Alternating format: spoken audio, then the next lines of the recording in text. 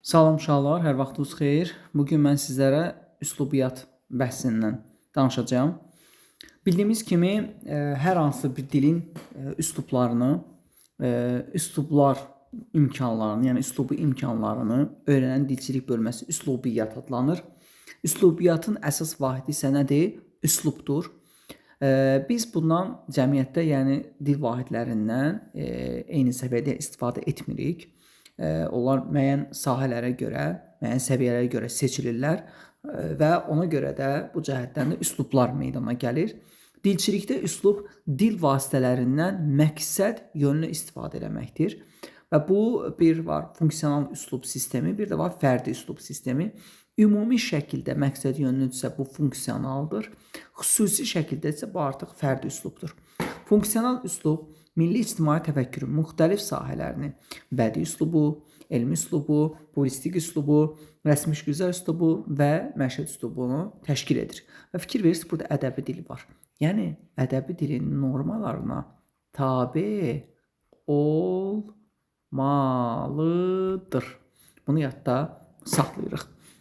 Funksional üslubları birləşdirən cəhətlər ədəbi dili təşkil edir. Bax, ona görə deyirik ki, uşaqlar, ortaq cəhət deyəndə, ortaq, ya yazın bunlara ki, ədəbi dili təşkil edir, ya da funksional üslublar deyirik ki, ədəbi dilin normalarına tabe olmalıdır və yaxud tabe olur.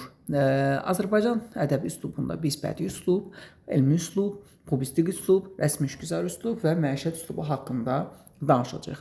Birinci gəlin başlayaq elə bədii üslubda. Bədii üslub nədir?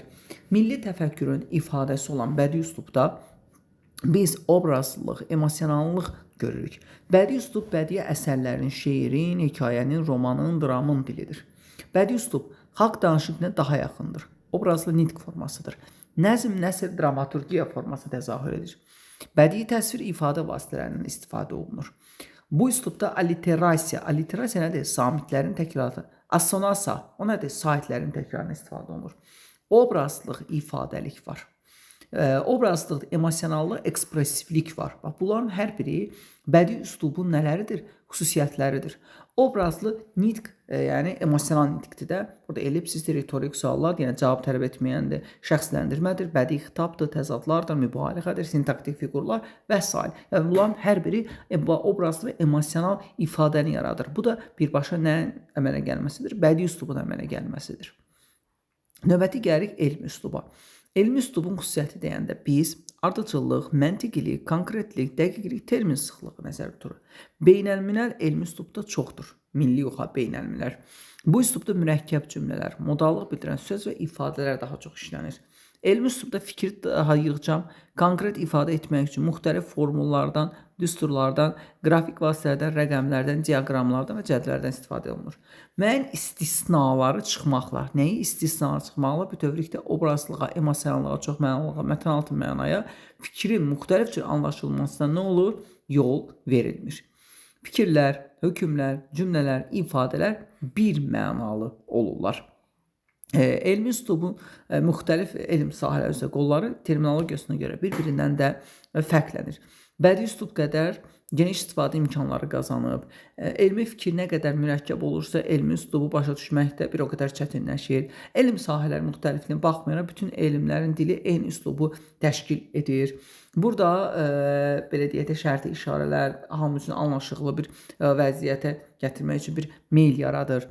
Elmi üslubdan danışırıqsa, elmi üslubda terminlər var. Bu terminlər emosional olmur. Müxtəlif məna çalıları ifadə etmir. Konkret bir anlayışı ifadə edir. İşlək olmayan leksikaya daxildir. Beynəlmiləl terminlər bizim nəyimizi, milli terminlərimizi sıxışdırıb çıxarır. Daha çox humanitar elmlərin istifadə olunmasında terminlər milli olur. Amma digərlərində isə bunlar nə olur? Belə beynəlmiləl terminlər olur. Baxın, adi bir mətnə baxırıq. Bioelement, orqanizm və s. və axır. Məlum məsələdir ki, bu nədir? Avtomatik olaraq bu elmi üsluba aiddir. Bəzən elə sözlər var ki, yerinə görə o həm termin, həm də informativ funksiya. Ümumiyyətlə, biz bilirik də 3 cür funksiya var, uşaqlar. 3 cür biz funksiya bilirik. Bir, bizim üçün olacaq informativ, yəni həqiqi olduğu kimi. Bir olacaq poetik, biz bilirik ki, bu məcazi mənadadır. Bir də var Hansı da terminoloji isə bu terminlər, elm və sair bu sahələrlə məşğuldur. Yəni bu nə olacaq? Üslubi funksiya deyəndə üslubi funksiya, yəni bunları nəzərdə tutacaqsınız bu işlənəni.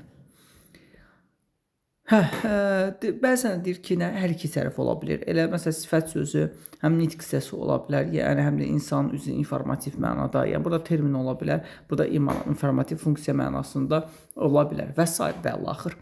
Publisistik üslub nədir? Publisistik üslub milli ictimai təvəkkür. Publisistika deyəndə milli ictimai təvəkkürdür. Mətbuata funksionallaşır. Müxtəlif mövqe maraqları və müxtəlif mövqe maraq buradadır. Qəzet, jurnal, radio, televiziya, elmi kütləvi kitabların dilidir. Ondan sonra mətbuat dilidir, qəzet dilidir, televiziya dili adlandırırıq biz bunu. Ona görə də publisistika şifahi və yazılı olmasını iki yerə bölünür. Şifahi publisistika, radio, televiziya, yazılı publisistika, qəzet, jurnalların, elmi kütləvi kitabların dilidir. Publisistik üslubun əsas əlaməti nədir? Kütləvilikdir, anlaşılılıqdır, aydınlıqdır və təsirlilikdir. Bax, bunlardır. Kütləviliyinə işlənmə dərəcəsinin ən aparıcı üslub deyirsə, biz məişət üslubu götürməliyik. Bax, kütləviliyinə işlənmə dərəcəsinin ən aparıcı üslub məişət üslubudur gündəlik məlumatlarda. Bu üslubun lüğət tərkibi anlaşıqlı olmalıdır, publisistikadan gedir. Bu üslubda mücərrəd obrazlıqdan ağır terminoloji istifadə olunmur. Ondan sonra bu üslub kütləvi nitq formasında olduğundan xalq dilinə çox yaxındır. Publisistik üslubun sintaksisi danışıq dilinə yaxındır. Ümumxalq dilinə gedən proseslər, dəyişmələr, yeniləşmə publisistik üsluba, mətbuatda gedən dəyişmələr ümumxalq dilinə təsir edir. Publisistik üslubda loro sözləri yer vermək qüsur sayılır. Təsviri və analitik var. Təsviri də gündəlik hadisə informasiyaların çatdırılması nəzərdə tutulur. Analitik isə hadisələrin politologlar və digər mütəxəssislər tərəfindən tam hissə təhlil olunmasıdır. Publisistika özü də bədii publisistika, elmi publisistika və rəsmi publisistika var. Bədii publisistikada biz nəyi görəcəyik? Burada müəyyən obrazın nitq forması var. Bunlar oçerklərdir, felyetonlardır. Bədiliyi özündə məqalələr var. Azərbaycan məqaləsidir, Cəməl Məmmədquluzadənin, Əslimizin Səyavuşı, Rəsulzadənin və s. Elmi publisistikada isə artıq bu publisistikadır, yəni elmi kütləvi dildir. Lakin burada elmdən danışır. Nicat məhəbbətdəndir məqaləsi, elmi publistika dilin kamil nümunəsi hesab oluna bilər. Rəsmi publisistika isə birbaşa dil bilavasitə publisistik məzmun daşıyan bu və digər rəsmi yaxud işgüzar sənətdir. Məsələn, Azərbaycan Respublikası bəyanatı, prezidentinin bəyanatı. Prezidentimiz o bəyanat verəndə öz istədiyi kimi insanlar necə danışır, o cür danışmır ki, bir nəyə əsaslanaraq onu orada vurğulayır. Növbəti isə rəsmi işgüzar üslubdur.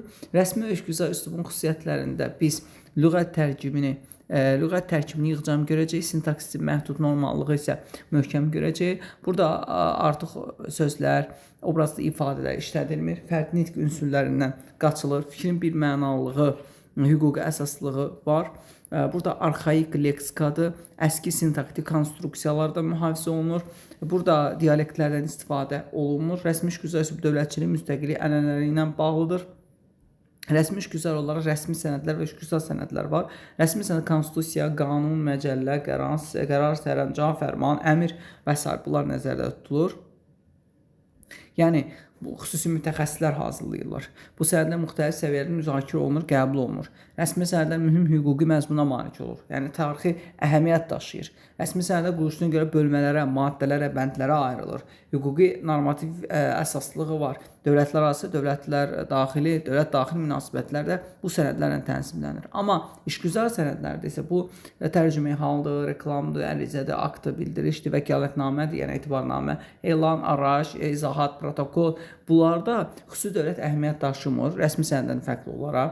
Həcmcə rəsmi sənədlərin kiçik olur. Bu sənədlərin müəyyən hissəsini hər bir şəxs özü hazırlaya bilər. Belə sənədləri yazmaq üçün çox vaxt hazır formalar, şablonlar olur. Sənədlər hər hansı bir məsələ ilə bağlı tərtib olunur. Akt və protokol yadda saxlamalıyıq ki, daha çox işgüzar sayılsa da bunlar rəsmi sənəd kimi də ola bilir. Rəsmi işgüzar üslubda işlənən cümlələrdə biz feilləri əmr, xəbər, vacib və şərt şəklində görə bilərik. Və digər isə bu funksional üslublarda məişət üslubudur. Məişət üslubu kütləviliyinə işlənmə dairəsi ən genişidir. Dialoji nitq bunun əsasını təşkil edir. Məsələn, məişət dili əsasən Bilirik ki, şifahi formada sərbəst təbiidir, amma tam sərbəst deyil. Orada belə deyək də, digər üslubun biraz onun qoruyub saxlamağı var. Yəni özünü orada boşlamır ki, necə insanlar istəyir o cürdə danışa bilərlər. Çünki ədəbi dilin normalarına riayət olunmalıdır ki, bu danışıq dili deyil, məhəllə səciyyəsi daşıyan danışıq dilidir, səliqə saxmanlı olmalı, ondan sonra qayda qanun formada olmalıdır və s. Deyir ki, yadda saxlayın ki, müxtəlif üslub nümayəndələri publisistik, bədii, elmi üslublardan istifadə edən ayrı-ayrı şəxslər yazılarında ayrı üslublardan istifadə etsələr də, şifahi nitqdə, yəni məişət üslubundan istifadə edirlər. Bu mənada məişət üslubunun müxtəlif üslubların nümayəndələri birləşə bilirlər. Fərdi üslubda isə biz burada şifahi və yaxud yazılı nitqdə özünəməxsus xüsusiyyətləri var. Fərdi üslub funksional üsluba daxildir, özünəməxsus xarakterli üslubdur. Fərdi üslubu ən qabarıq ifadəsi bədii üslub olacaq. Bədii əsərdə fərdilik, təbiilik daha qabarıq, daha güclü olur. Elmi publisistik, məişət üslublarının daha nitq, belə deyək, fərdi üslub müəyyən qədər olur. Rəsmi işgüzar üslubda fərdilik demək olar ki, biz orada görmürük. Bu günlük üslublar haqqında bu qədər. Növbəti dərslərimizdə görüşmək ümidi ilə sağ olun.